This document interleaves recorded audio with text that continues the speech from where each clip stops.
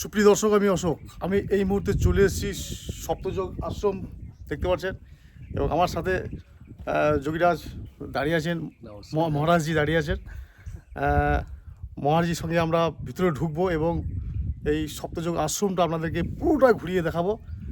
সঙ্গে থাকুন, চলুন যাওয়া যাক ভিতরে।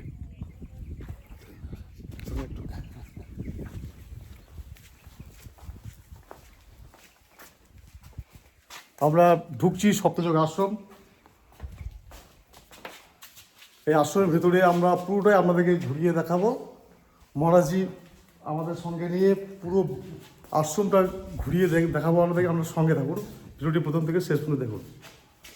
এই সপ্তযোগ আশ্রমটি আমি পথ নির্দেশিকা বলে দিচ্ছি। সিউড়ি কাটোয়া যে সড়ক পথ আছে, সেই সড়ক পথের কিন্নারের পাশে আকুবুচুটি বলে যে ছোট্ট একটি বাস স্ট্যান্ড, সেই বাস স্ট্যান্ড থেকে উত্তর দিকে মাত্র 2 কিলোমিটার আপনি টোটো করে যেতে পারেন। সেই 2 কিলোমিটার গেলেই আপনাকে ওই সপ্তযোগ আশ্রমে নামিয়ে দেবে। আশ্রমটি একদম শান্ত, নিরিবিলি, নির্জন জায়গায় অবস্থিত। মোট 18 বিঘা জায়গা নিয়ে আশ্রমটি তৈরি হয়েছে। আজকের এই ভিডিওতে আপনাদের দেখাবো এই ভিডিওর প্রথম খণ্ড। দ্বিতীয় খণ্ড পরবর্তী অংশ পরবর্তী ভিডিওর মাধ্যমে আপনারা দেখতে পাবেন।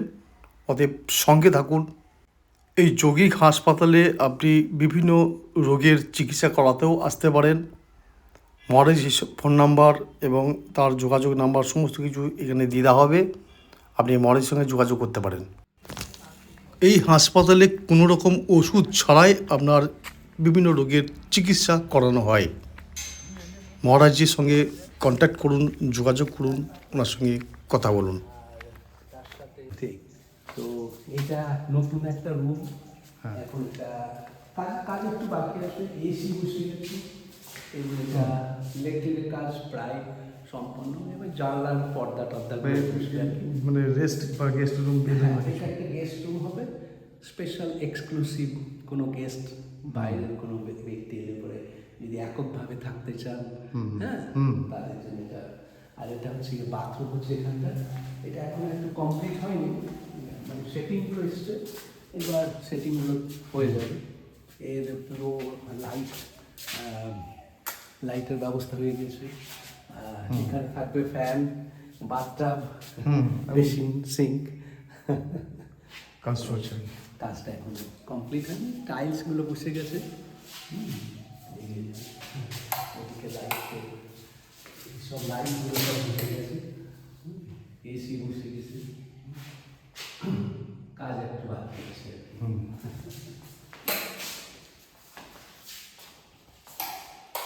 এই রাস্তাগুলো তো হয়েই ছিল আগে থেকে। গাছগুলো একটু নাম যদি পরিচয় করিয়ে দেন। আছে আপনার এখানে রয়েছে পাতাবাহারের গাছ আছে, কলা আছে, তার সঙ্গে আছে আম, জাম, কাঁঠাল, লিচু, আমলকি, তারপর আছে চালতা গাছ, নারকেল গাছ, তারপরে তো রয়েছে এরকম ফুলের গাছ, জবা টবা রয়েছে। আর এদিকে জঙ্গল, গভীর জঙ্গল, সেখানে বিভিন্ন পশু পাখি, সাপ, ব্যাঙ সবই আছে। গোসাপ, স্বর্ণগদিকা, সেগুলোকেও দেখা যাবে। আর এটা সজনে গাছ, যেটা বলছি মরিঙ্গা, এগুলো লাগানো আছে। নিমের গাছ আছে, মেহগনি, তারপর কি বলবো, অনেক বিভিন্ন প্রজাতির গাছপালা রয়েছে এখানে। এক কথায় তপবন। এই তপবন স্টাইলেই এখানে চলছে কাজ। এই যে জবা ফুলের গাছ রয়েছে, হ্যাঁ, লেবু গাছ, তার মধ্যে লেবু, এই যে লেবু দেখা যাচ্ছে না, এটা আমার নিজের হাতে কলম করা, এবং এর মধ্যে এখনই এর মধ্যে ফুল এসে গেছে। এবারে আমি কিন্তু জাস্ট গত অক্টোবরের শেষের দিকে কলম করে আমি গিয়েছিলাম, তো এইগুলো মোটামুটি ফুল এসে গেছে। এই যে ওখানে আরও কয়েকটা লাগানো আছে। পেঁপে গাছ আছে এখানে। এই যে এইগুলোতে সব ফুল এসে গেছে, মানে 1 বছরের মধ্যেই এগুলো ফুল ধরে গেছে, অর্থাৎ ফল আমরা পেয়ে যাব খুব তাড়াতাড়ি। ওখানে আরও 5টা কলম করা আছে। তো ওদিকে আছে যোগা মঞ্চ, ওই দূরে দেখা যাচ্ছে, এটা যোগ মঞ্চ, আমরা ওখানে যাব। আচ্ছা, এটাও একটা বিল্ডিং, এটাও অ্যাটাচ বাথরুম, বাথটাব সহ। এখন এটারও একটু কাজ বাকি আছে। এই যে একটা লেবু গাছ আছে, এও ফুল চলে এসছে আর কি। খুব সুন্দর। আচ্ছা, এখানে একটু কাজ এখন চলছে। এরাও এসি বসে গেছে, এসি ফ্যান। এটা জানলার পর্দা আরেকবার রং দিয়ে দেবো, তারপর বেডিং সব বসে যাবে আর কি। আর এইটা হচ্ছে কি আমাদের এখানকার বাথরুম, অ্যাটাচ বাথরুম থাকবে। ফ্যান, প্রত্যেকটা বাথরুমে ফ্যানও আছে। হ্যাঁ, আর বাথটাবটা বসছে, এখনো কমপ্লিট হয়নি, এগুলো এখন পড়ে রয়েছে আর কি। আর এখানে সিঙ্ক, আর এই একটা রুম আছে, এটা এসি হয়ে গেছে, মানে এটা মোটামুটি কমপ্লিট। এবার শুধুমাত্র এইগুলো বেডিং সাজিয়ে দেওয়া এবং জানলার পর্দা টর্দা লাগানো, এগুলো করলে তখন কমপ্লিট। গার্ডেন এর কাজ চলছে এখানে। পিলার দেওয়া হচ্ছে, মানে ওইগুলো ফেন্স করার জন্য আর কি, তো যাতে হনু বা কোনো জন্তু যাতে না যেতে পারে, বিশেষ করে হনুমানের উৎপাত। এখানে লাগানো আছে ফুলকপি, বাঁধাকপি, গাজর। আমাদের গ্রাম থেকে তো মানে একটা দল 12 থেকে 15টা করে আসে। কিছুদিন আগে এসে প্রচুর ফুলকপি খেয়ে গেল। এখানে কিছু সর্ষেও লাগানো আছে, লঙ্কার আছে, বেগুন আছে, মূলো আছে, পালং শাক আছে, ওখানে আবার একটু আখও লাগানো আছে, মানে বিভিন্ন ধরনের সমস্ত। হ্যাঁ, সবজি। দেখতেও ভালো লাগে, তো এইটার একটা ঘেরার কাজ চলছে আর কি। ও, পেয়ারা গাছও আছে অনেক। এই যে ঝাউ গাছ, এগুলো পাতাবাহার, দেখতেও ভালো লাগে। হ্যাঁ, তার মধ্যে আছে এটা হচ্ছে গিয়ে এতে কার্ডামম, মানে যেটা এলাচ, বড় এলাচের গাছ। এটা এখনো ফুল ধরেনি, এবার আসবে ফুল আসার সময় হয়ে গেছে। দারুণ দারুণ সুন্দর সুগন্ধ আছে। এই যে পাতাটার এত সুগন্ধ, যেন পাতাটাই মনে হয় একদম এলাচ তো, একদম পাতার এলাচ গাছ এই যে এরকম হয়, আমি তো আমার তো জানা ছিল না। আচ্ছা আচ্ছা, প্রথম দেখছি। হ্যাঁ, ঠিক। এলাচ আমরা খাই, ব্যবহার করি, ঠিক আছে, কিন্তু গাছটা আমি আজকে প্রথম, মানে অনেকটা ওই হলুদ, কাঁচা হলুদ, যেটা হলুদের মতন, আদার মতন। মতো। হ্যাঁ, আরো বলতে ভুলে গেলাম, এখানে হলুদ লাগানো আছে, আদা আছে, এগুলো পুরো সব হলুদ দেওয়া আছে। এই যে জঙ্গল, এখন তুলতে হবে। আদা, এদিকে আদা আছে, এদিকে আদা আছে, কিছুটা তুলেছিলাম, বেশ সুন্দর হয়েছে আর কি। মানে প্রথম বছর তো যার ফলে একটুখানি অভিজ্ঞতাটাও দরকার আছে আর কি।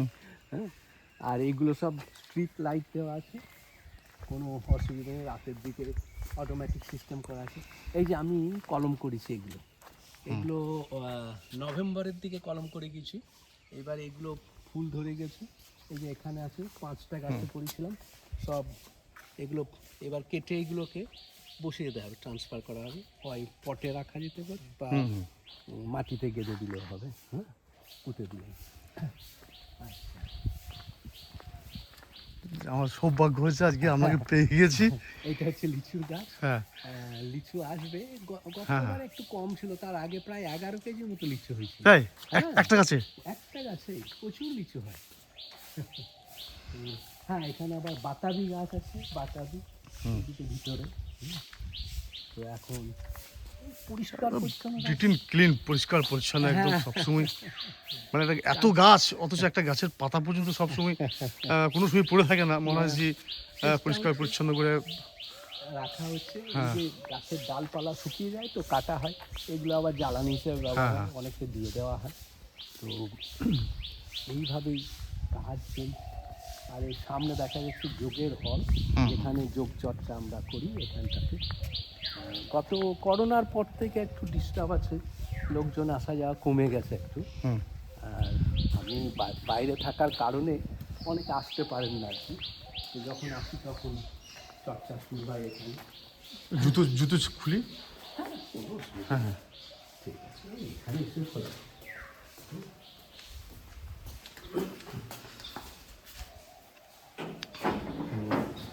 এটা হচ্ছে যোগের হল। এখন একটু নোংরা হয়ে আছে।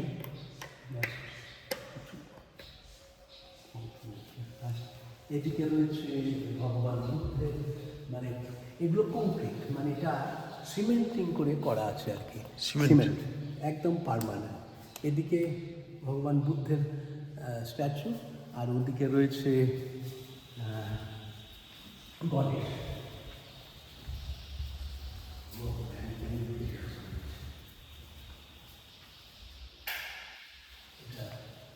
গণেশের মূর্তি, এটাও সিমেন্টিং করা আছে, অর্থাৎ পার্মানেন্ট, এটা কংক্রিট।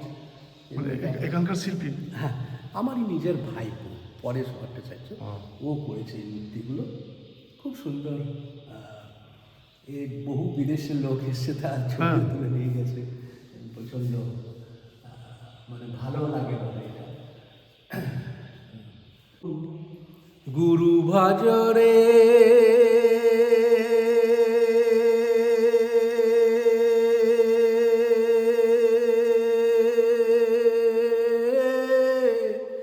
ওরে সোনার চাঁদ, দিল দরিয়ায় উঠলে তুফান, কে দিবে আসান, ও মন গুরু ভজরে, ও মন গুরু ভজরে।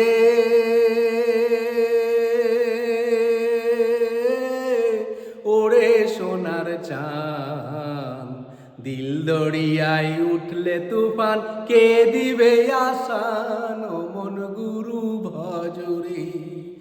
গুরু ভজ গুরু চিন্ত, গুরু কর সার।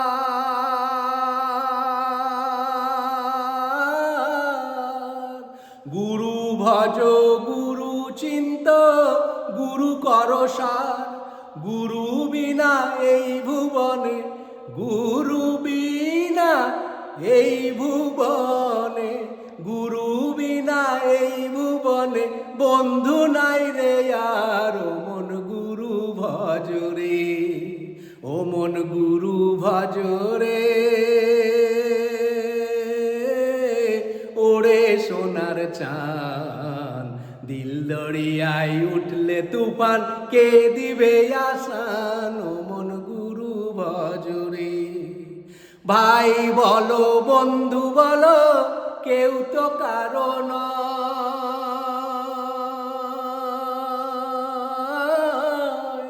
ভাই বলো বন্ধু বলো, কেউ তো কারো নয়।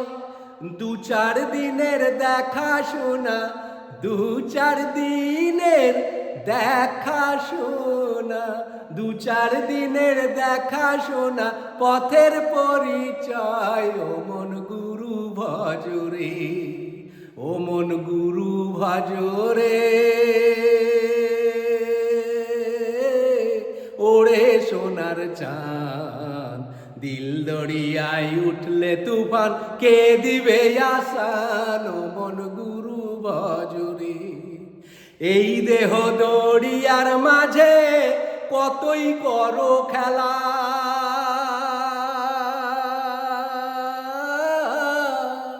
এই দেহ দরিয়ার মাঝে যতই করো খেলা, পিছন পানে চেয়ে দেখো, ও মন পিছন পানে চেয়ে দেখো, পিছন পানে চেয়ে দেখো, ও মন পিছন পানে চেয়ে দেখো, ফুরায়ে যাই বেলায়, ও মন গুরু ভজরে, ও মন গুরু ভজরে।